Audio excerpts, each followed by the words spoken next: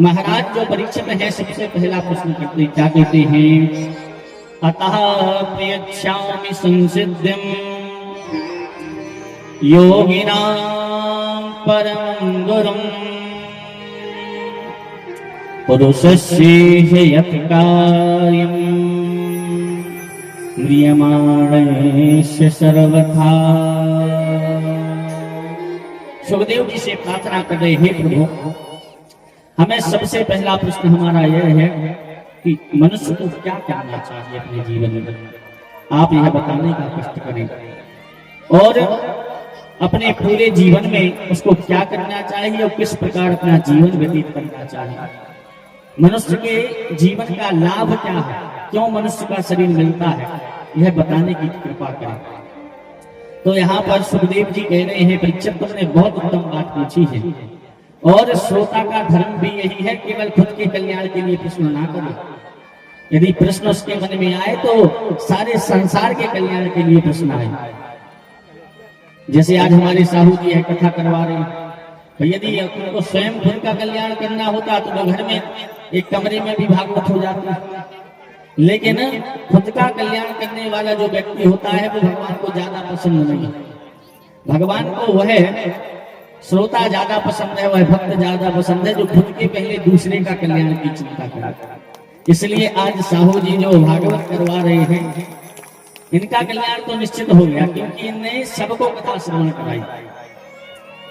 तो सुखदेव जी प्रशंसा करते हैं, आपका बड़ा सुंदर प्रश्न है, बड़ा अच्छा आपने प्रश्न किया है। कहते हैं, श्रोतव्यादीनि राजेन्द्र नृणाम सुनते सहस्रशः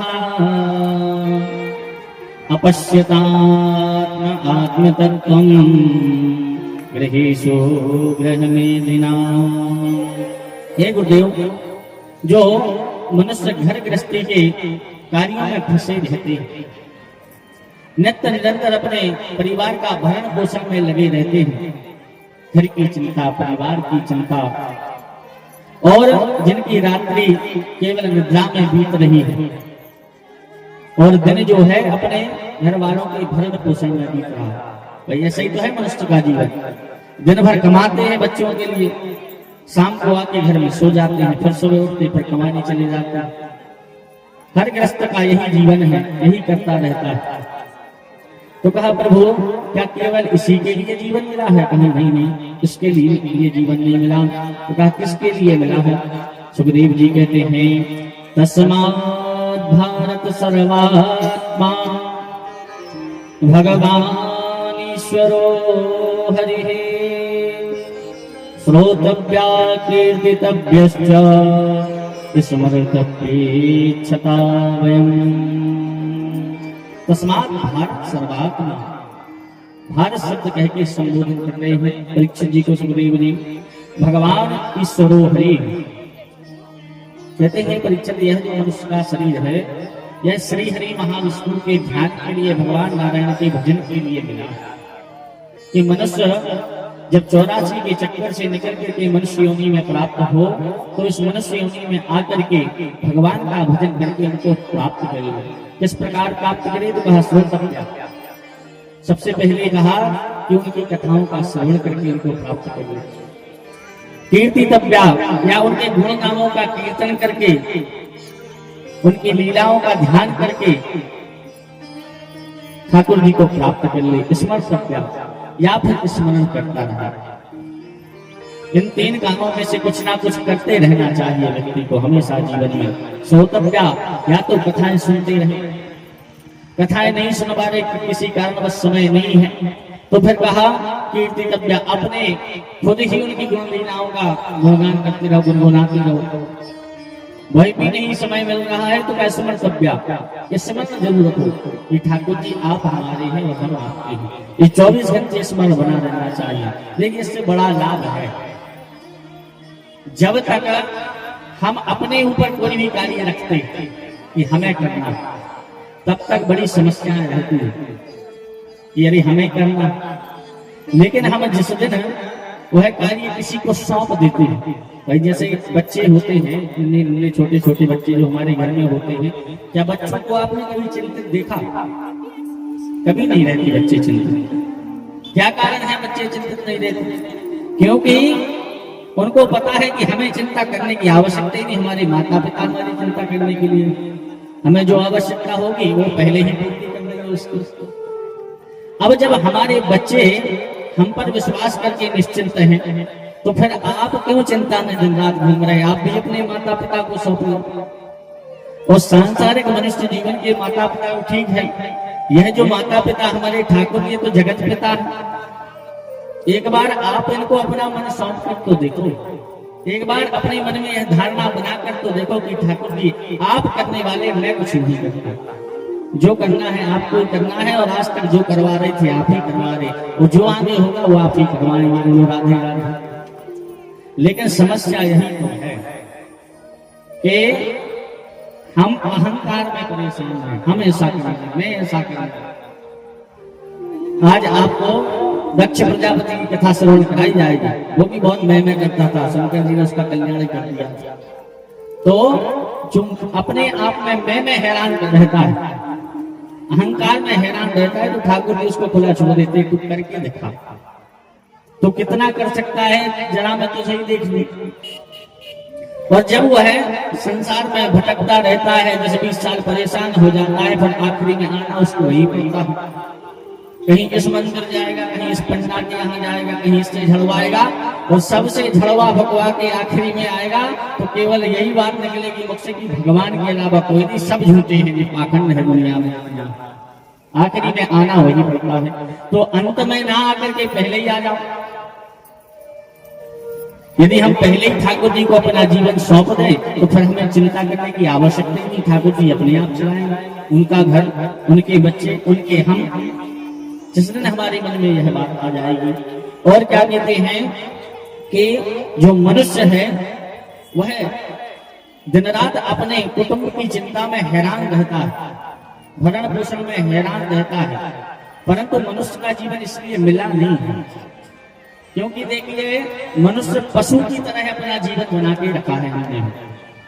हमारे घर में जो पशु होते हैं वही भी खाते कि नहीं खाते, तो हम भी खाते हैं। अच्छा, हम सोते हैं तो पशु सोते हैं कि नहीं सोते? ठीक है। उसके बाद में संतान उत्पन्न हम भी करते हैं और पशु भी करते हैं, तो पर हम ऐसा कौन सा कार्य कर रहे हैं जो पशु नहीं कर रहे? इसके अलावा हम भी तो कुछ नहीं कर रहे। खाना, सोना, कमाना,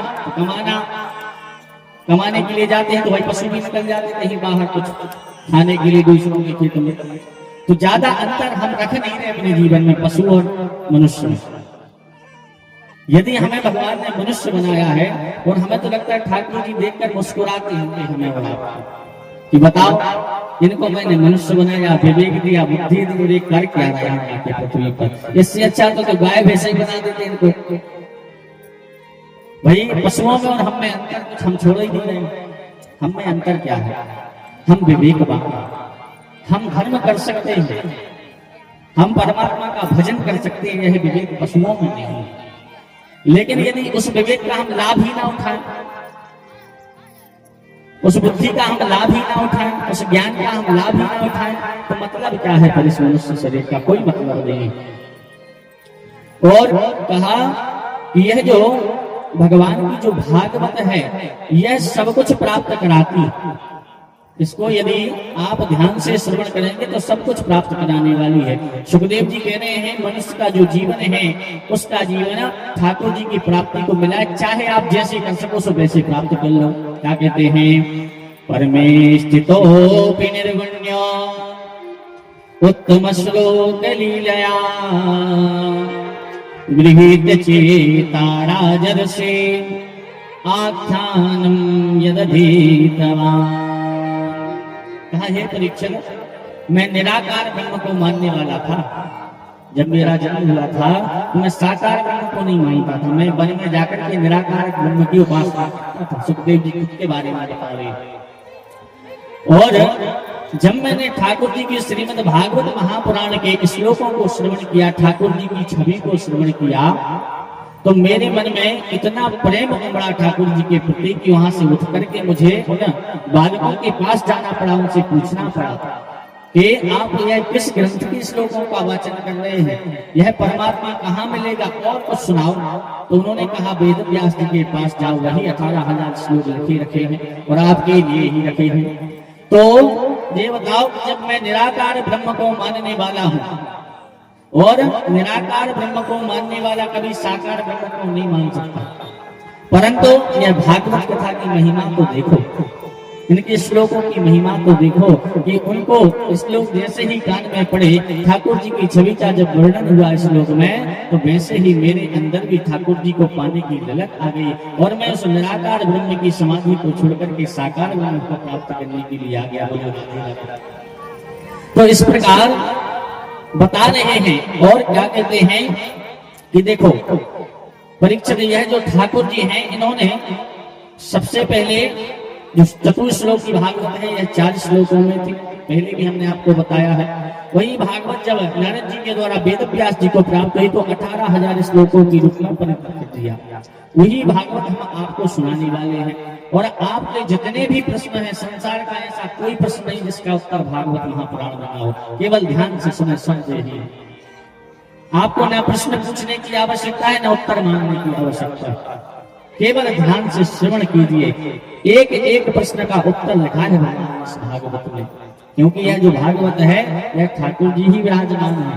पूर्व में मैंने बताया कोई पोथी नहीं है, कोई पन्ने नहीं रखे हैं लिखे हुए, यह साक्षात ठाकुर जी भी एक स्वरूप से तो स्वधाम गमन कर गए थे, परंतु दूसरे स्वरूप से भागवत महापुराण में प्रवेश कर गए। सुखदेव जी कहते हैं परीक्षित, अकामः सर्व कामो वा मोक्ष काम उदारधे तीव्रेण भक्ति योगेन यजेत पुरुषं परम। मनुष्य के शरीर का वर्णन करते हुए कहते हैं अकामा सर्व कामो वा, यह जो मनुष्य का शरीर है, इनमें जितने भी अंग हैं, एक एक अंग भगवान के दर्श करने के लिए, उनके भजन करने के लिए ही प्राप्त हुए हैं। मानस में भी गोस्वामी जी ने बड़ा सुंदर समझाया है इसके बारे में। क्या कहते हैं कि जिन्हें हरि कथा सुने नहीं कान्हा, जिन्हें हरि कथा सुने नहीं कान्हा, जिन्हें हरि कथा सुने नहीं कान्हा, जिन्हें हरि कथा सुने नहीं कान्हा, श्रवण रंग ही भवन समाना, श्रवण रंग ही भवन समाना, जो नहीं कर है राम गुण गाना, जो नहीं कर है राम गुण गाना, जी है सुधा जी है समाना, जी है सुधा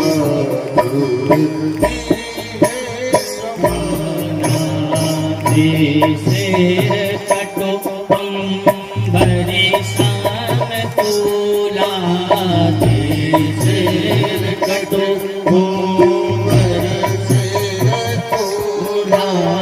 जीना नमक हरि गुरु पद मूला, जीना नमक हरि गुरु पद मूला, जीना नमक हरि गुरु पद मूला। क्या कहते हैं जिन हरि कथा सुने नहीं, जो मनुष्य अपने कानों से भगवान की कथा को श्रवण नहीं करता, उनके संकीर्तन को श्रवण नहीं करता, उसके कान जो हैं सांप के बिल के समान ही हैं, कोई काम के नहीं है वही काम। फिर क्या कहा, जो नहीं करे राम गुण गाना, जो अपने मुख से भगवान के नामों का गुण नामों का गान नहीं करता, भजन नहीं गाता, कीर्तन नहीं गाता, उसका जो मोह है वह मेंढक की तरह टर टर करने को ही मिला है। दिन भर केवल इसकी बुराई और उसकी बुराई करने को कहो, उसमें बिल्कुल कसर नहीं छोड़ेंगे। भाई 10 मिनट के लिए यदि एकांत में बैठा दो तो इतनी चेचे चेचे, इसकी बुराई उसकी बुराई, संसार से इसका ऐसा हो गया, इसका ऐसा हो गया, न जाने कब उनके 2 घंटे निकल जाए, उनको खुद ही को पता नहीं चलता। और उसके बाद में कहेंगे क्या, अरे भैया अपन को भजना चलो, भगवान को देख रहा है, भगवान देख रहा है तो फिर आप क्यों परेशान है? भाई भगवान को देख लें तो आप ही देख लो। तो 2 घंटे पहले सारी बुराई और फिर आखिरी में कहेंगे भगवान को देख रहा है। परमात्मा का काम परमात्मा को करने दो, आप अपना काम करो। आपका मुख जो है किसी की बुराई के लिए नहीं मिला है, आपकी जो जिह्वा है यह परमात्मा के भजन के लिए मिली है। देखिए भगवान ने जो हमें शरीर दिया, पहले भी हमने कहा है, बड़ा दुर्लभ है, जिसको आप ऐसे ही गवाते जा रहे हैं। पहले हमने बताया दुर्लभो मानुषो देहो, न जाने कितना दुख भोग करके हमें यह योनि प्राप्त होती है, और फिर भी हम चेतते नहीं है। अगली बार फिर कुत्ता और सुअर आदि योनियों में जाने के लिए तैयार है, और देखता है सुअर क्या करता है, क्या खाता है, वही खाना पड़ेगा। कुत्ते को जैसे हम मारते हैं ऐसे हम भी कुत्ते बन के घूमेंगे तो हमें लोग मारेंगे। अब भाई कुत्ता बनना है या ठाकुर जी की शरण में जाना है, आपकी इच्छा। इसलिए हमेशा हमें अपने शरीर के द्वारा, एक एक अंगों के द्वारा भगवान का ही भजन करना चाहिए। उसके बाद में महाराज परीक्षित को चतुश्लोकी भागवत का बड़ा सुंदर ज्ञान देते हैं। वह 4 श्लोक कौन से, जिससे यह 18,000 श्लोकों की भागवत तैयार हुई है, इसको बनाया गया, रचाया गया। सबसे पहले श्लोक देखिए, ध्यान से सुनना, थोड़े क्लिष्ट है, हम सरलता से समझाने की कोशिश करेंगे आप लोगों को। बहुत कठिन है चतुश्लोक, क्योंकि कहाँ 4 श्लोकों की भागवत और कहाँ 18,000। और 4 श्लोकों की व्याख्या जब 18,000 में हो सकती है तो कितने कठिन होंगे श्लोक। समझाने की कोशिश हम कर सकते हैं, आप समझिए। कहते हैं, अहमेवा समेवाग्रे नान्यद् यत् सत् सत् परम् पश्चादहं यदेतच्च यो वशिष्येत सोऽस्म्यहम्। इस श्लोक में परमात्मा तत्व का वर्णन बताया है। कहा अहम एव अग्रे, भगवान कह रहे हैं इस श्लोक में कि जब इस संसार में कुछ भी नहीं था तब भी मैं था, और जब यह संसार है तो संसार के रूप में भी मैं ही हूं, और यह जब संसार नहीं रहेगा तब भी मैं ही नहीं। तो भाई किसी ने पूछा ऐसा कैसे हो सकता है? यदि कुछ तो होगा आपके पास। आपने जब संसार को बनाया तो भाई जैसे कुंभकार होता है, जो कुम्हार होता है वो घड़ा बनाता है, लेकिन घड़ा बनाने के लिए मिट्टी तो होगी, जब तो घड़ा बनाएगा, बिना मिट्टी के कैसे बनाएगा? तो हाँ तुमने ठीक कहा, हमारे पास कुछ भी नहीं था तो हम बनाते कैसे? इसलिए हम खुद ही बने। समझना इस बात को। ठाकुर जी कह रहे हैं जब हमारे पास कुछ बनाने के लिए था ही नहीं दुनिया, तो इसलिए इस दुनिया के स्वरूप में, संसार के स्वरूप में हम ही बने। तो यह जो चराचर जगत है यह परमात्मा का ही स्वरूप है। हम कहते हैं ना कभी कभी कि भगवान किसने देखा, 24 घंटे तो भगवान ही देख रहे। अब उन नजरों पर भगवान की माया का पर्दा पड़ा हुआ है, इसलिए वो माया जो है जानने नहीं देती कि ये ठाकुर जी। भाई जो अन्न हमें शरीर को बलिष्ठ करने में मदद कर रहा है, क्या भगवान की है? भगवान का स्वरूप ही तो है वह। जो जल हमारे जीवन को चला रहा, जल क्या है? जल ना मिले तो जी लोगे क्या? नहीं जी सकता, कोई नहीं जी सकता। तो जल क्या है? भगवान ही तो है, परमात्मा का जो स्वरूप है। वायु जो है श्वास लेने के लिए हमें प्राप्त हुई है, बिना वायु के क्या हम श्वास ले सकते हैं? तो वायु क्या है? परमात्मा ही तो है, जो हमें बार बार हर प्रति एक क्षण हमें स्पर्श कराते हैं खुद का, लेकिन हम फिर भी नहीं समझते कि हमारे शरीर को स्पर्श करके यह जो वायु बह रही है ठाकुर की ही वायु के स्वरूप में बह रही है। तो भगवान कहते हैं जब इस संसार में कोई नहीं था, कुछ भी नहीं था, तब भी मैं था।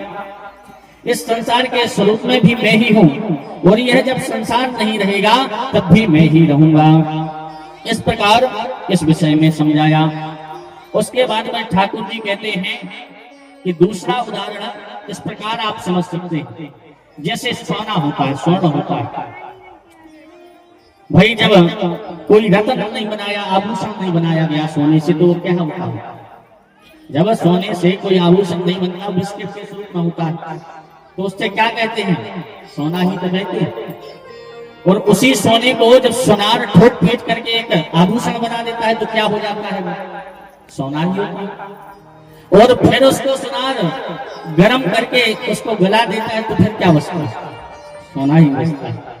तो इसी प्रकार ठाकुर जी जब यह संसार नहीं थे तब भी वही थे, संसार के रूप में भी वही है, और संसार जब नहीं रहेगा तब भी ठाकुर जी ही रहेंगे। बोलिए वृंदावन बिहारी लाल की।